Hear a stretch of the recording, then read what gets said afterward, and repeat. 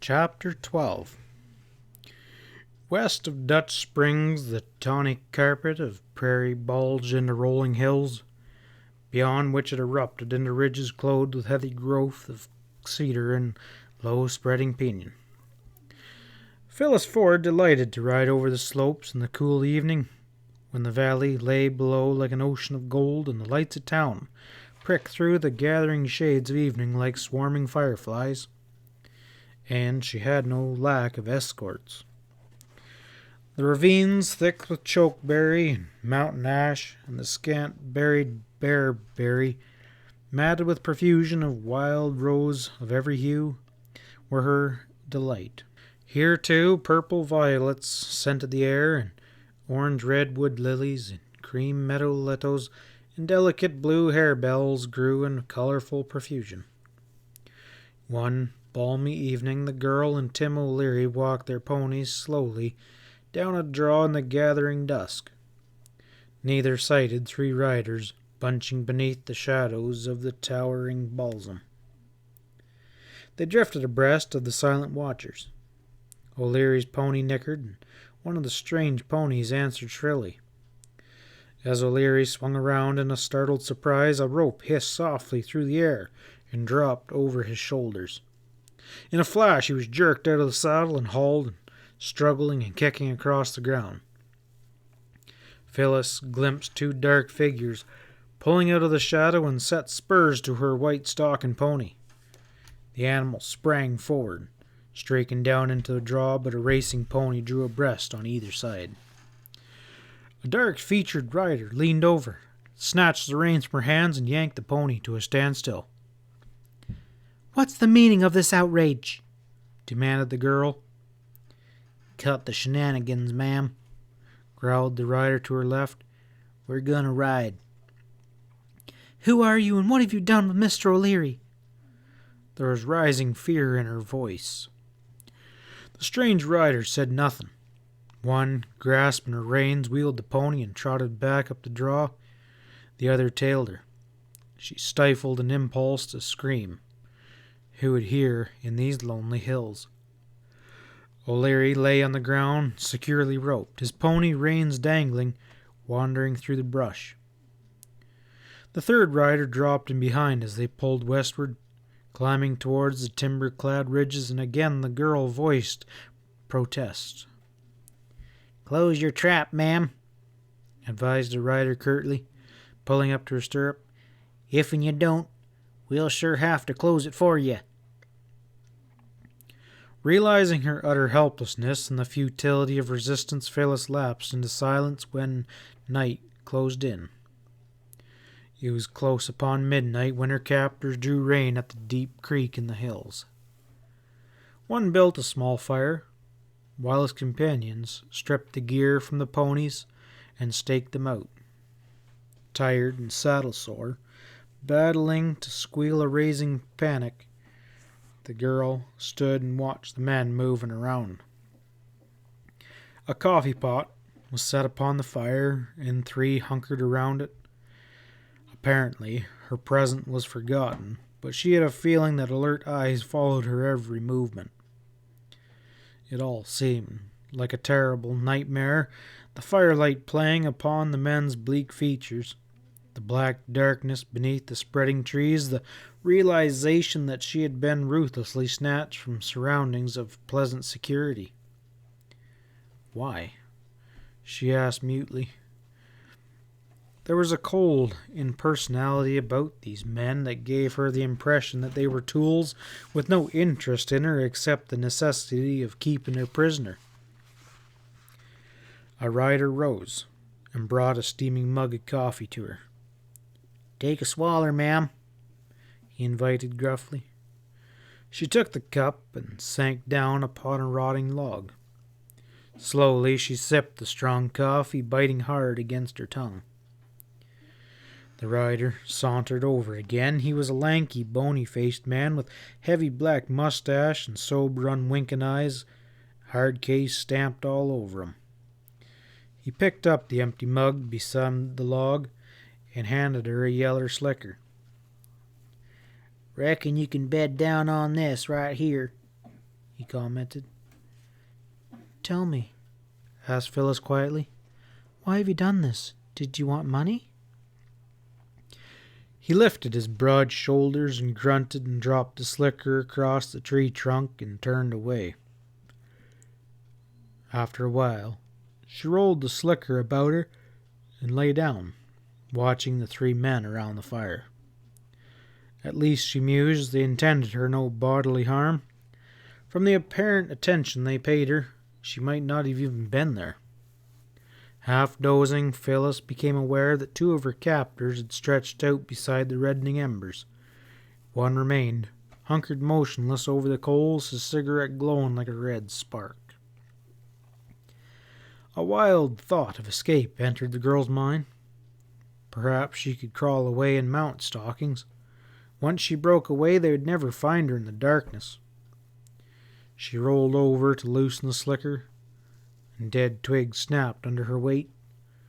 The figure by the fire straightened. She lay still, watching him through half-closed eyes. He stepped towards where she lay and eyed her form beneath the slicker, and then moved away and settled down again by the growing embers. With leaden heart, she realized that before she could find and loosen her picket pony, the guard would be upon her. She must have slept, for the jingle of saddlery stirred her to consciousness. Stiff and chilled, she sat up. The men were saddling the ponies. Overhead, through the lacery of branches, the sky was brightening. The black mustached man, who appeared to be leader, jingled over. "Roll out, ma'am," he growled. She struggled to her feet. He picked up the slicker, rolled it, and tied it behind the cantle of his saddle, and nodded toward Stockings, standing saddled and bridled. She dropped her bald handkerchief by the log, and followed him, and climbed upon the pony. In single file they rode down the bank into the chilly waters of the creek, and followed its windings upstream. Pat Stevens was demolitioning a stack of flapjacks in the chinks when Red Ritter, the proprietor of the livery barn, heaved his bulk into the restaurant. He plodded heavily along the line of stools and wheezed to a stop beside the sheriff. Say, Pat, that gelding Tim O'Leary hired yesterday to go a-riding with that Ford gal is nosing at the corral rail, saddled and bridled. And the white stocking mare of his the gal rode ain't in its stall. Pat's head jerked up. "The hell you say? Where'd they ride?" Jed waved a plump arm vaguely. "Around the hills, I reckon." The sheriff hastily swallowed his breakfast coffee and followed the liveryman down the street to the livery barn. The gelding was tied inside the barn. Pat looked it over. "Tim must have been thrown," he pondered. "Busted a leg or something, and the girl's sitting by him." He turned to Jed. "Any snake's blood on this critter?" The liveryman's triple chin wobbled as he shook his head. "Ain't got a mean streak from head to hoof. A 2-year-old kid could straddle that there hoss." "Well, throw that saddle on my sorrel," said Pat. "Looks like trouble." He stepped outside, heading for the Jewel Hotel. A hail from across the street pulled his head round. The squat Sam and burly Ezra were tying their ponies outside the Gold Eagle. "Stick around," he shouted. "I can use you bozos." "Can you beat it?" rumbled Ezra. "I ride in for a snort, and maybe 2 snorts, and he gives me a job just as soon as I hit town."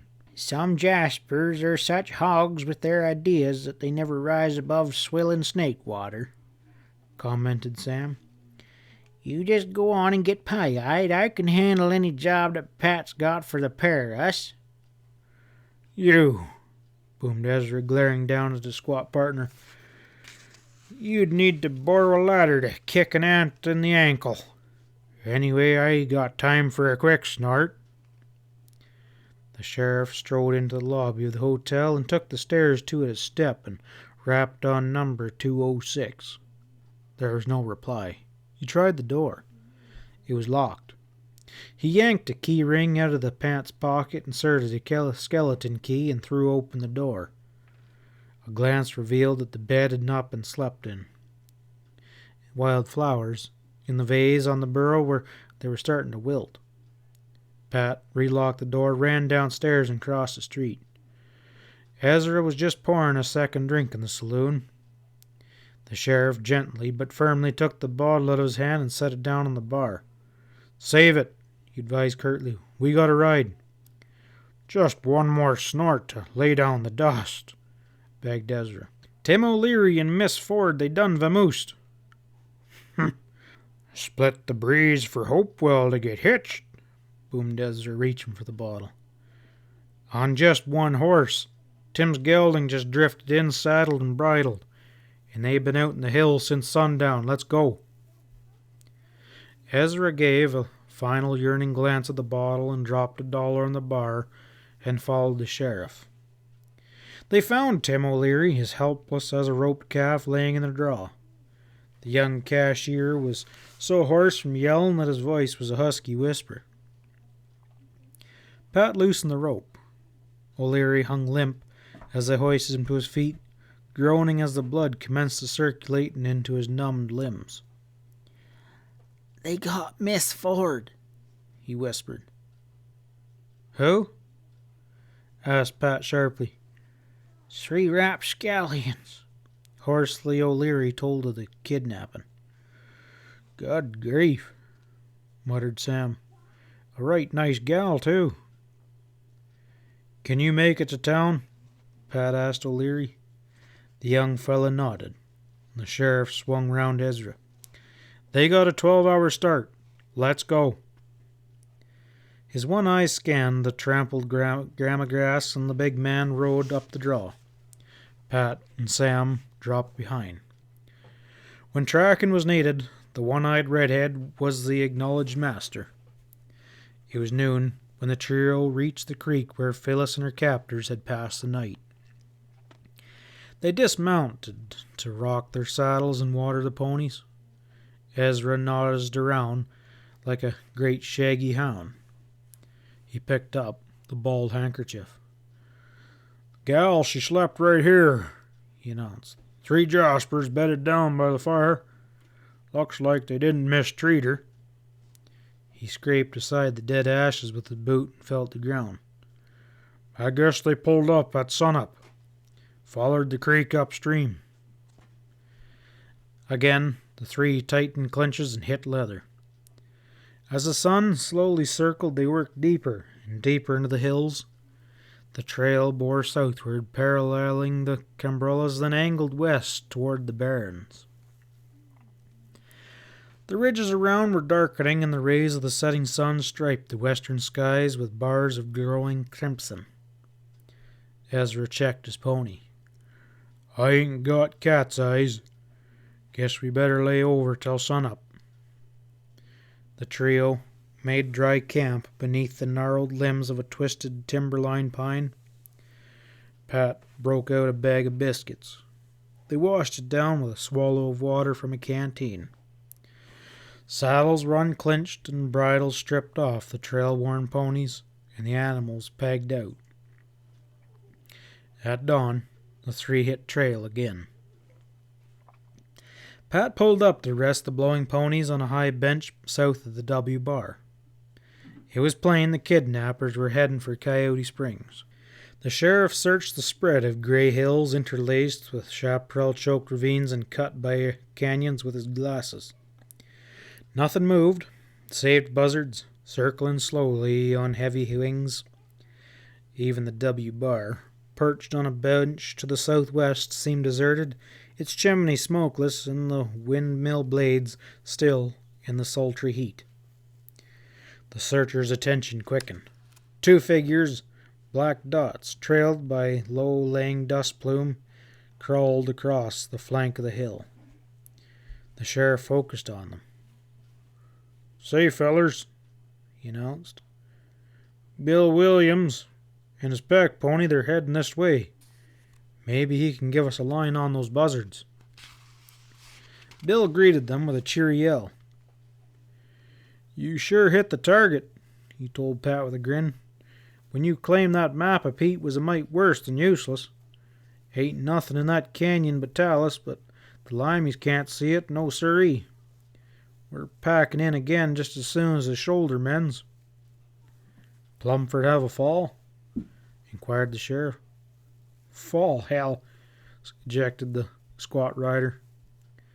"If it hadn't been for Winnie here," he patted the butt of his Winchester protruding from the boot of his scabbard, "we'd be buzzard bait right now, out there on Alkali Plain, yes sirree." He then told of the fracas. "You lamp a girl in that bunch?" questioned Pat. Bill rasped his unshaven chin. "Two of the hairpins pulled off and circled," he said reflectively. "Kind of funny, only 4 of the sidewinders ganged up on us. It could be." "It sure was," said Pat decidedly. "One of the riders who pulled off was Phyllis Ford. They grabbed her outside Dutch Springs 2 nights back." "Ms. Ford?" Bill's smoky eyes narrowed. "Them damn yeller sidewinders. What in the hell's behind that play?" Pat shrugged. "What'd the coyotes head for after you gave 'em a taste of lead?" "They headed for that hole in the wall." "I gamble this snatch is tied up with that danged Mirage mine. Well, Bill, we got a drift." "Hey," called Bill, wheeling his pony. "You count me in on that posse." End of chapter 12.